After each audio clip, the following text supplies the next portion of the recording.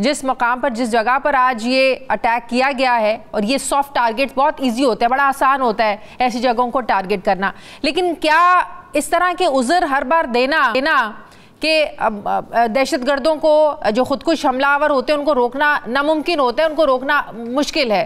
क्या ये उज़र काफ़ी हैं? उन लोगों का क्या कसूर है जो आज अपनी मंजिल पर जाने के लिए निकले थे लेकिन कहीं और चले गए? ये बात आपकी बिल्कुल ठीक है कि इसमें बेगुनाह लोग जो हैं वो शहीद हो रहे हैं, और ये पहला वाकया नहीं है। इससे पहले नोशकी जाते हुए ज़ायरीन में से शनाख्ती कार्ड चेक करके इसी बैंड ऑर्गेनाइजेशन ने बंदे निकाले और 20 के करीब लोगों को शहीद किया। तुर्बत में गरीब मजदूर थे जो रात को सो रहे थे, वो अपने इधर से आए हुए थे अपनी रोजी के लिए, और उनको मार दिया गया। इससे पहले राड़ा शम में भी आपको पता है 26 अगस्त की रात को बस में से बंदे उठा के मारे गए, और आज का भी जो वाकया है वो यही है। लेकिन ऑन वन हैंड ये तो हमें नजर आ रहा है कि बहुत सारे एक्शंस हो रहे हैं और इसमें बहुत सारा लॉस हो रहा है, लेकिन ऑन दी अदर हैंड आप देखें कि हमारी सिक्योरिटी एजेंसीज, हमारी इंतजामिया, पुलिस भी नॉन स्टॉप एक्शन कर रही है और इस तरह के कई एक्शंस को स्टॉप भी कर रही है। रिसेंटली कल ही की बात है कि हमने जो लोग सबवर्जन में इन्वॉल्व थे उनको अरेस्ट किया और उन्होंने आके अपने आप को टीवी पे प्रेजेंट किया। इससे पहले भी कोयटा के अंदर एक ये जो फितना अल ख्वारिज के लोग हैं इनकी तश्कील को पकड़ा गया, पिशीन में 6 बंदों को पकड़ा गया, न्यूट्रलाइज किया गया।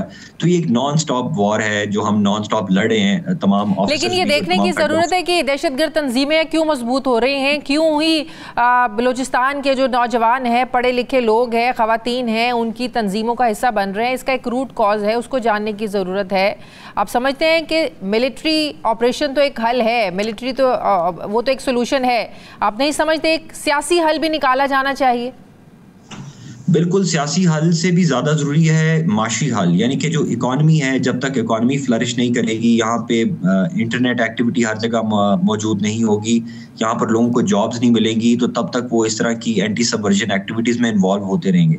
और इसीलिए इकोनॉमिक्स के फ्रंट के ऊपर हुकूमत बहुत ज़्यादा एफर्ट कर रही है कि किसी तरह आप ये देखें कि जितने हमारे बॉर्डरिंग डिस्ट्रिक्ट्स हैं उन पे सिर्फ for the sake of economy allow किया जाता है कि ठीक है आप वहाँ से ईरान से कुछ ना कुछ सामान ले आएँ ताकि आपकी रोज़ाना की बुनियाद पर जो आपकी रोज़गार है वो मुतासर ना हो। इसी तरह चमन के ऊपर भी काफ़ी, और चमन के अलावा जितने भी बॉर्डरिंग डिस्ट्रिक्ट्स हैं उन पे हुकूमत जो है वो अपना रेवेन्यू छोड़ के लोगों के लिए काम कर रही है। अभी भी जो गवर्नमेंट ने नॉन स्टॉप जॉब्स के लिए इतने ज़्यादा प्रोग्राम स्टार्ट किए हैं जिसमें यूथ स्किल डेवलपमेंट प्रोग्राम है। इसके अलावा हर लेबर क्लास के बच्चे को, जो कि हज़ारों की तादाद में, उनको इस्लामाबाद के बेस्ट स्कूल में पढ़ाने का प्रोग्राम स्टार्ट किया गया है। मुल्क से बाहर भेजने के लिए 30,000 लड़कों का प्रोग्राम स्टार्ट किया गया है। यूनिवर्सिटी को फंड्स दिए जा रहे हैं, यूनिवर्सिटी ऑफ बलूचिस्तान को।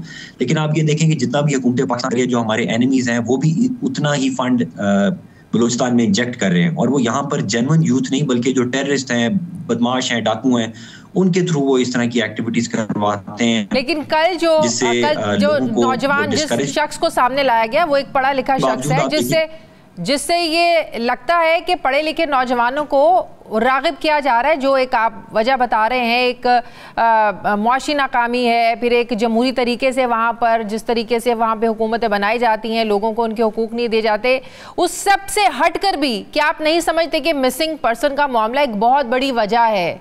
जाहिर है उनके जो ख़ानदान हैं, उनके जो लवाहिकीन हैं, जो मुतासरा लोग हैं, वो भी उस तरफ बहुत ज़्यादा रागिब हो रहे हैं ये कह के कि रियासत उनके साथ जुल्म कर रही है।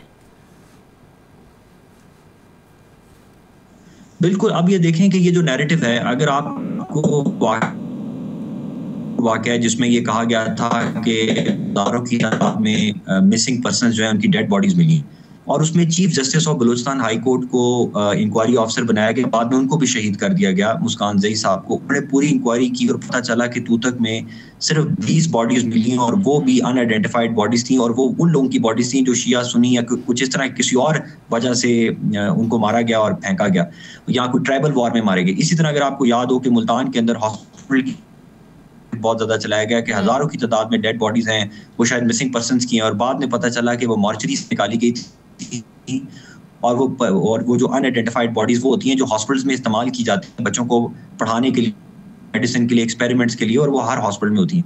तो देखेंगे इस नैरेटिव की वॉर जो है, इसी को यूज करते हुए यहाँ की यूथ को सबवर्जन की तरफ लेके आया जा रहा है। इसीलिए मीडिया का रोल बहुत इंपॉर्टेंट है, सिविल सर्विस का रोल बहुत इंपॉर्टेंट है, गवर्नमेंट्स का रोल बहुत इंपॉर्टेंट है। और इसीलिए हम सब आज जैसे ये वाकया हुआ है, हम सब फौरी तौर पर हमने मीडिया को रिस्पॉन्ड किया है और बताया है। और आज भी हम क्वेटा में लोगों को ये दिखा रहे हैं कि डिस्पाइट ये आज जो सुबह वाकया हुआ है, इसके बावजूद सेकंड ब्लास्ट का खदशा भी था, लेकिन तमाम रेस्क्यू इदारे वहां पर पहुंचे। ऐसी कोई इंटेलिजेंस रिपोर्ट थी पहले, कोई धमकियां थी कुछ ऐसे?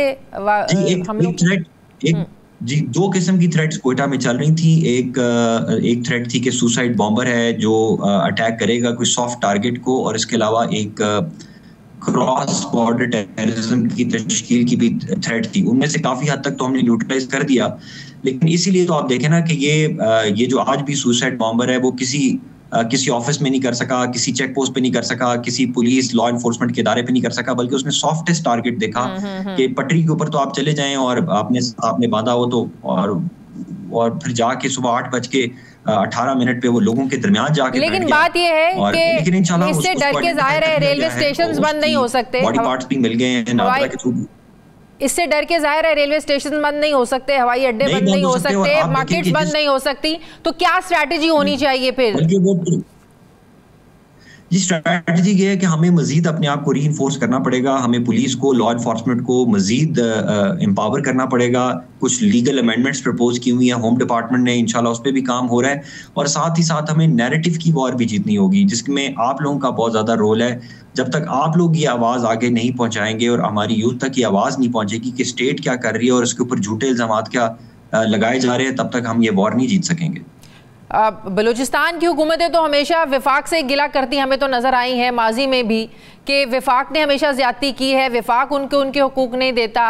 तो मसला तो कहीं ना कहीं विफाक का भी है, उनके हुकूक का भी है, मैशियत का भी है।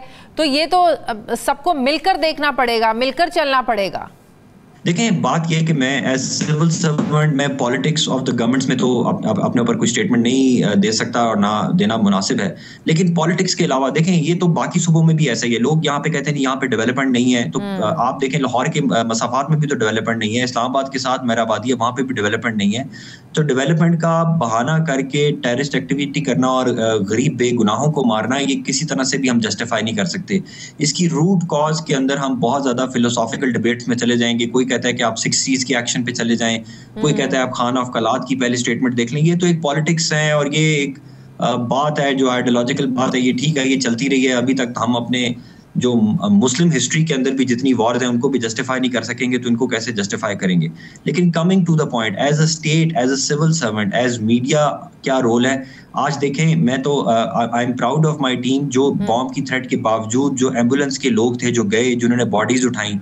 आप ये देखें कि ये इस ट्रेन के अंदर 400 लोगों ने जाना था, और आप कितना बड़ा ये सानिया हो सकता था। और वहां पे लोगों ने वहां पर ये 25 लोगों की शहादत हुई। और इसके बावजूद आप देखें कि हम लोग साइट पर पहुंचे और हमने इंश्योर किया कि ये ट्रेन ट्रैवल करेगी। और इसके बाद हमने चमन में भी सिक्योरिटी हाई अलर्ट की, मच में भी हाई अलर्ट की, और इस ट्रेन को टाइम पर निकाला। ये जाफराबाद एक्सप्रेस मूवी की, और शाम को ये जो जाफराबाद एक्सप्रेस ने पेशावर से आना था वो वापस भी आई, उसको रिसीव भी किया। जो बिजनेस एज यूजुअल है वो चल रहा है।